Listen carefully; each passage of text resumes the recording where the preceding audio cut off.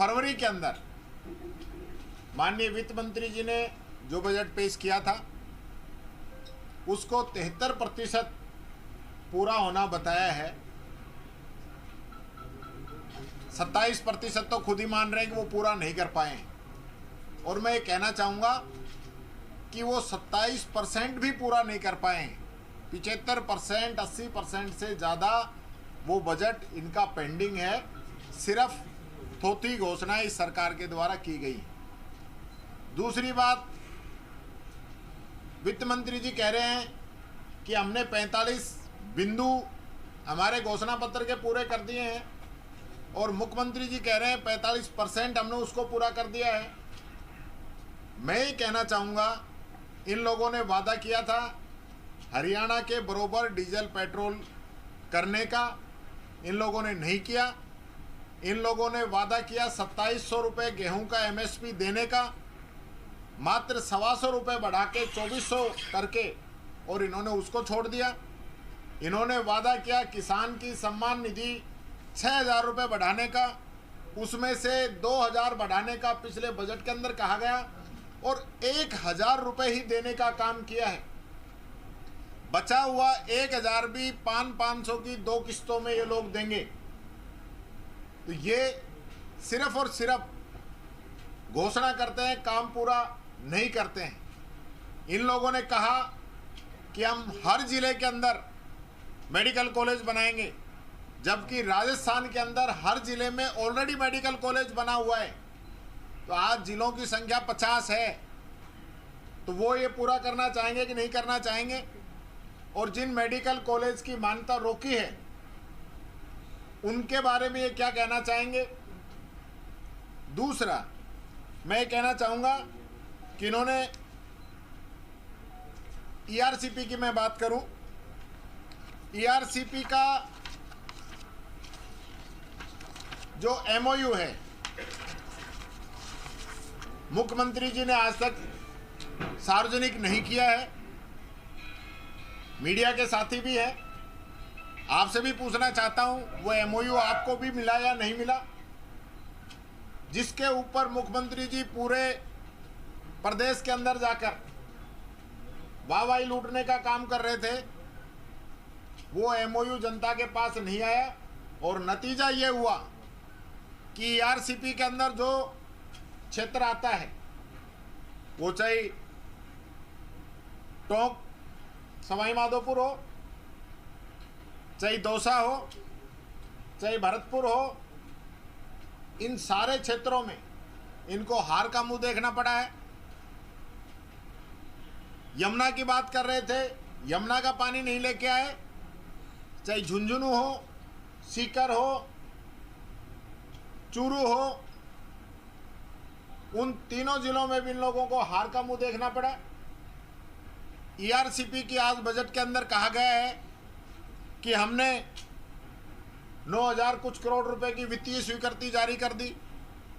तो वित्तीय स्वीकृति कब जारी हुई है उसका हमें बता दें, क्योंकि जो 9500 करोड़ रुपए की जो वित्तीय स्वीकृति है वो हमारे समय की है, जिससे इसरदा और नवनेरा दोनों बांध बन के तैयार हुए। तो इन लोगों का तो उसमें तो कोई लेना देना है नहीं। जबरदस्ती हमारे समय की जो योजनाएं हैं, हमारे समय का जो पैसा दिया हुआ है, अपने समय का बता रहे हैं।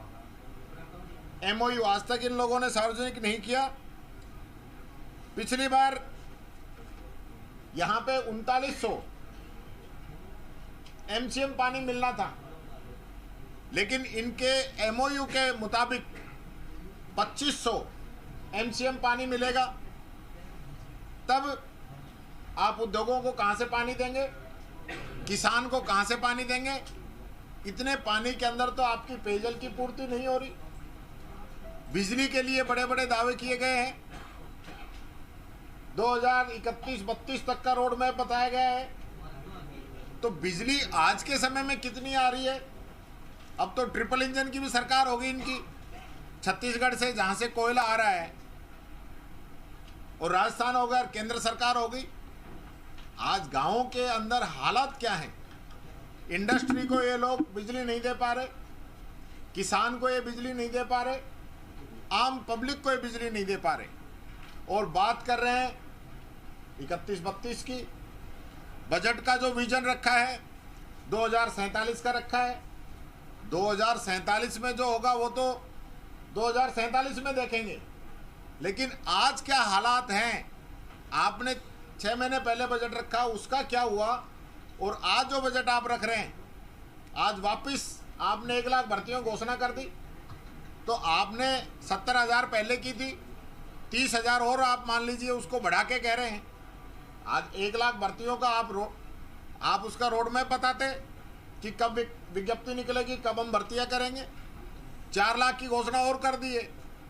4 साल में 1-1 लाख कहाँ से करेंगे, उसकी ज़रा बता दीजिए। अग्निवीर जैसी योजना इन लोगों ने लाके देश के युवाओं का भविष्य खराब किया है। क्या इसी प्रकार की कोई योजना यहाँ लाने का ये लोग विचार रख रहे हैं? ये बात मैं कहना चाहूँगा। दूसरा मैं ये भी कहना चाहूँगा कि जो हमारे समय में ये कह रहे हैं कि अर्थव्यवस्था को नुकसान पहुँचा, उसकी भी बात मैं करना चाहूँगा कि हमारे समय में हमने कोई नया टैक्स नहीं लगाया था। सरकार ने 23-24 का जो राजकोषीय घाटे का जो अनुमान था वो 62,772 करोड़ था, और इस सरकार में ये राजकोषीय घाटा बढ़कर 70,000 करोड़ रुपए तक पहुंच रहा है। ये इनकी आर्थिक नीतियां हैं। भारत सरकार का बजट आया नहीं है, ये बजट पहले लेके आ गए। इनकी अभी तैयारी नहीं है कि भारत सरकार क्या करेगी, हमें क्या करना है। कितनी ऐसी योजना है जिसमें भारत सरकार का सहयोग रहेगा, हिस्सा रहेगा। जिस पीकेसी की बात कर रहे हैं उसमें भारत सरकार कितना देगी, ये तय ही नहीं है। मनरेगा के अंदर वो क्या देंगे, ये तय ही नहीं है। और ये लोग बजट की बात कर रहे हैं, ये कह रहे हैं कि हमने इनके ऊपर कर्ज छोड़ा है, परंतु आज के बजट में बताया कि राज्य का कर्ज बढ़ने जा रहा है, तो इनके समय में भी कर्ज बढ़ रहा है। ये बात ये कहते हैं। दूसरी बात मैं कहना चाहूँगा, अगर पिछली सरकार से हमारी तुलना करें तो भाजपा के पिछले साल में 2018-19 में 16,638 करोड़ रुपए का पूंजीगत व्यय था, जबकि हमारी सरकार ने 23-24 में 38,062 करोड़ रुपए का पूंजीगत व्यय प्रस्तावित किया, जो कि इनके समय से डबल था। बजट का जो साइज है 18-19 में जो बजट का साइज था वो 2,12,275 करोड़ रुपए था। हमारा जो बजट आया 23-24 का वो 3,90,856 करोड़, यानी 84% बढ़ोतरी का हमने बजट पेश किया था। जीएसडीपी के अंदर भी 2018-19 में 9,11,519 करोड़ रुपए थी, और 23-24 में जो 15,76,186 करोड़ रुपए, यानी कि पूरे देश के अंदर सेकंड नंबर की जीडीपी राजस्थान की बनी। तो ये हमारी जो बजट की प्लानिंग थी, बजट का जो मैनेजमेंट था, इस वजह से हो पाया। और 17-18 में प्रति व्यक्ति जो आए थी वो 98,698 रुपये, यानी बढ़ोतरी वाली राज्यों में 30वें स्थान पर, और 23-24 में 1,56,149 रुपये, यानी बढ़ोतरी वाले राज्यों में 9वें स्थान पर हमारी सरकार के अंदर रही। ये अंतर सरकारों का रहा। इसमें ये भी मैं कहना चाहूँगा कि हमारी जो योजनाएं थी जो गरीबों को लेके चलती हैं, उनको लेके किसी भी प्रकार का बजट के अंदर कोई प्रावधान नहीं किया गया। अन्नपूर्णा योजना, इंदिरा रसोई योजना और चिरंजीवी योजना, जो कि बहुत महत्वपूर्ण योजना है। मुझे खुशी है कि आज पत्रकारों को चिरंजीवी से निकाल के आरजीएचएस में कर दिया, पर चिरंजीवी का कहीं कोई जिक्र नहीं है। वो योजना जो 25 लाख का इलाज पूरे राजस्थान की जनता को दे रही थी, उस योजना को ये लोग बंद कर रहे हैं। चिरंजीवी योजना के अंदर 25 लाख का इलाज, 10 लाख रुपए का दुर्घटना बीमा प्लस ऑर्गन ट्रांसप्लांट अलग से, और पूरा राजस्थान कवर होता था। लगभग सभी हॉस्पिटल कवर होते थे।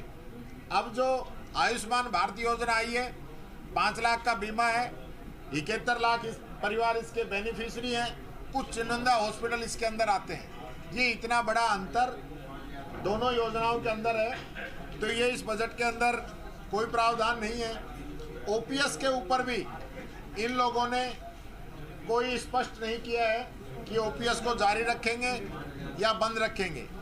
केंद्र की जो मंत्री हैं वो ओपीएस को बंद करना चाहती हैं, तो राजस्थान सरकार ओपीएस शुरू रखेगी या बंद रखेगी, ये मैं कहना चाहता हूँ। साथ ही जो नए कनेक्शन दे रहे हैं उनको जो 100 यूनिट बिजली की छूट हम दे रहे हैं उसको ये देंगे या नहीं देंगे, क्योंकि हमारी सरकार के बाद में जितने भी नए कनेक्शन हो रहे हैं उनको ये लोग छूट नहीं दे रहे हैं। तो ये भी इन लोगों ने कहीं स्पष्ट नहीं किया है।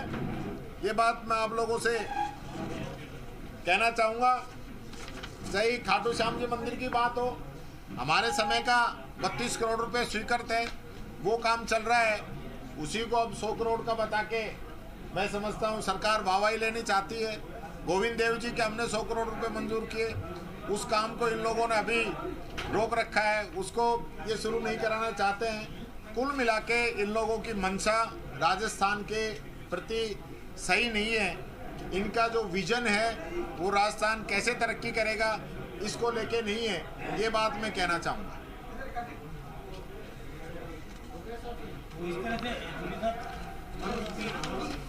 बातें कही है जो कि सीएम ने प्रेस कॉन्फ्रेंस में कहा, जैसे टीएसपी के इलाकों में पैसे बढ़ाने की बात है, योजनाएं भी चालू की। लोकसभा चुनाव को परिणाम कौन सी योजनाएं चालू की है? और आपने जो अभी हाउस में भी कहा, सरकार किसान की बात करनी थी। देखिए, किसान की बात ये लोग करेंगे नहीं। हम अलग कृषि बजट लेके आए थे, नई पहल राजस्थान के अंदर शुरू हुई थी पूरे हिंदुस्तान के अंदर, उस चीज़ को इन लोगों ने आगे नहीं बढ़ाया। और मैं समझता हूँ 3 घंटे का जो बजट वाचन हुआ, उस 3 घंटे में 3 मिनट किसान के लिए नहीं थी। 3 मिनट किसान के लिए नहीं थी। किसान का कोई जिक्र नहीं है कि किसान को हम किस प्रकार से मजबूत करेंगे। एक पन्ना फॉर्मेलिटी के रूप में इन लोगों ने किसान के लिए पढ़ा है। इसके अलावा कोई इस बजट के अंदर किसान का आगे का भविष्य क्या होगा इस पे कोई चर्चा नहीं की गई। वन स्टेट वन इलेक्शन पर का इरादा सरकार का, वन नेशन वन इलेक्शन को आगे नहीं बढ़। पहली बात तो मैं कहना चाहूँगा, आपने अच्छी बात कही कि ये लोग चुनाव नहीं कराना चाहते हैं।